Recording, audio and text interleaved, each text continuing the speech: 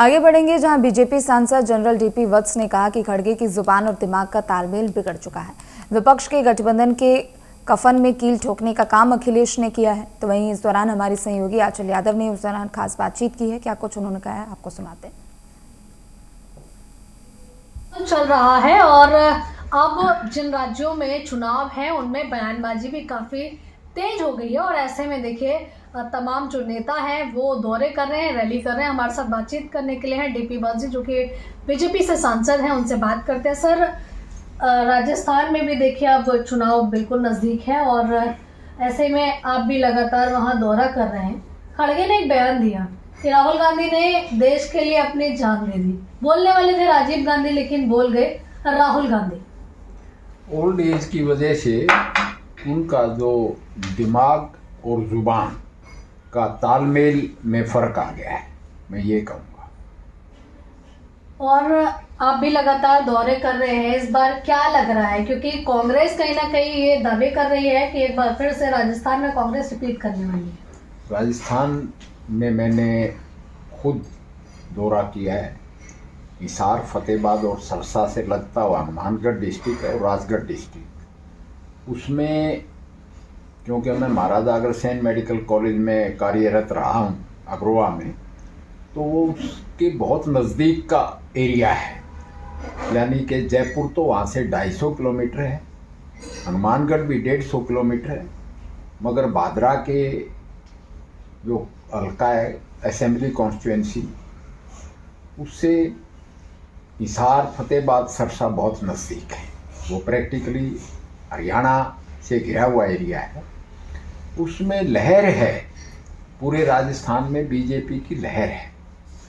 और जो गहलोत जी हैं मुख्यमंत्री, उनकी जो मिसडीड्स हैं उनके खिलाफ पब्लिक में बड़ा असंतोष है, बड़ा गुस्सा है।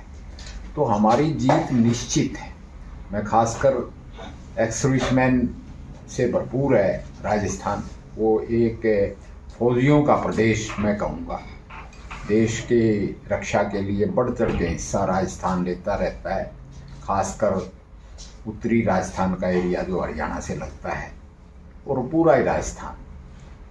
तो मोदी जी ने जो किया है देश के लिए और ख़ासकर फौज के लिए, यानी 1 रैंक 1 पेंशन, धारा 370 का निर्मूल करना भी, उसमें फौज बहुत ज़्यादा अफेक्टेड है देश के साथ साथ। और मैं एक फौजी परिवार से ताल्लुक़ रखता हूँ। दूसरी तरफ खड़गे जी का बयान तो आपने बोल दिया।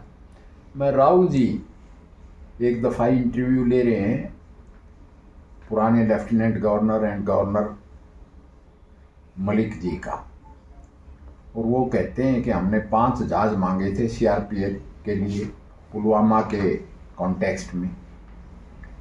तो सतपाल मलिक जी खुद गवर्नर रहे हैं, उनको पता है कि चप्पे चप्पे पे वहाँ राष्ट्रीय राइफल्स के जवान, जे&के पुलिस के जवान और पैरामिलिट्री फोर्सेस के जवान और एलसी पे सेना।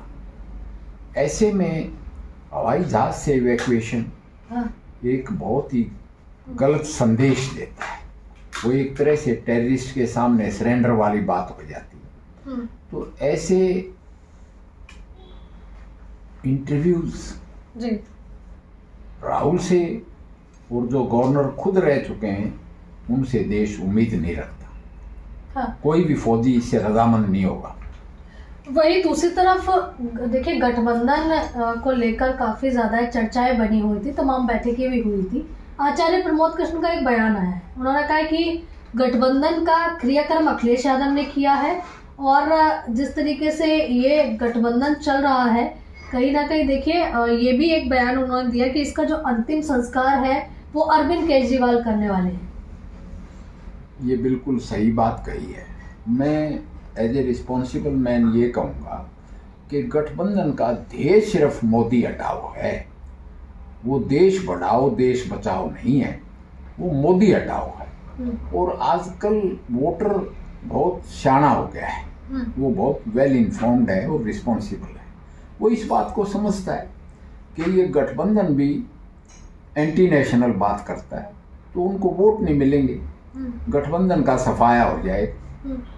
अखिलेश यादव तो देखिए जिंद गए थे, हरियाणा गए थे और हरियाणा में गरजे हैं और वहां से उन्होंने एक बयान दिया है, कहा है कि अगर सरकार में आते हैं तो देखिए जातीय जनगणना भी करवाएंगे और दूसरी तरफ अग्निवीर जो योजना है इसको बंद भी करवाएंगे। जहाँ तक अग्निवीर का सवाल है, अग्निवीर डिटेल में डिस्कस हो चुका है। वो फौज नहीं मांगा था, फौज को यंग रखने के लिए मांगा था, मगर फिर भी कहा गया है, मेरी रक्षा मंत्री जी से बात हुई है और मैं खुद भी फौजी हूँ, फौज का जन हूँ। अग्निवीर 4 साल होने के बाद देश की जैसी भी सिक्योरिटी रिक्वायरमेंट्स होंगी, जियो स्ट्रेटजिक रिक्वायरमेंट्स होंगी, उसके मुताबिक इसका रिव्यू होता रहेगा। कि आज तो हम कहते हैं कि 25% रिटेंशन, कल देश को ऐसी ज़रूरत पड़ेगी तो हम कह देंगे कि वो बढ़ाएंगे। तो ये पॉलिसी एक साल के बाद, 4 साल के बाद रिव्यू होता रहेगा। दूसरी बात, अग्निवीर खुला है, उसको पूरा मैं गिनवा सकता हूँ कि जब वो 48,000 रिलीज होंगे तो कैसे नेवी वाले एडजस्ट होंगे, मर्चेंट नेवी में और शिपिंग मिनिस्ट्री में। मेरी मांडविया साहब से बात हुई है, उनकी रिजर्वेशन भी कर ली गई है। किस तरह से HAL में एयरफोर्स वाले एडजस्ट हो जाएंगे और किस तरह से आर्मी वाले बाकी बचे हुए CRPF, BSF, सारी पैरामिलिट्री फोर्सेस और सारे जो सरकारी उद्यम हैं, यानी कि डिफेंस, मैन्युफैक्चरिंग एंड DRDO, उन यूनिट्स में एडजस्ट हो जाएंगे। और मेरी चीफ मिनिस्टर से भी बात हुई है, हमारे हरियाणा के मुख्यमंत्री कहते हैं कि हम उनको एंटीडेट भी देंगे और हरियाणा पुलिस में ले लेंगे। इसी तरह योगी जी कहते हैं उत्तर प्रदेश पुलिस में। तो वो एक भी अनएम्प्लॉयड नहीं रहेगा, ये मैं गारंटी दे सकता हूँ।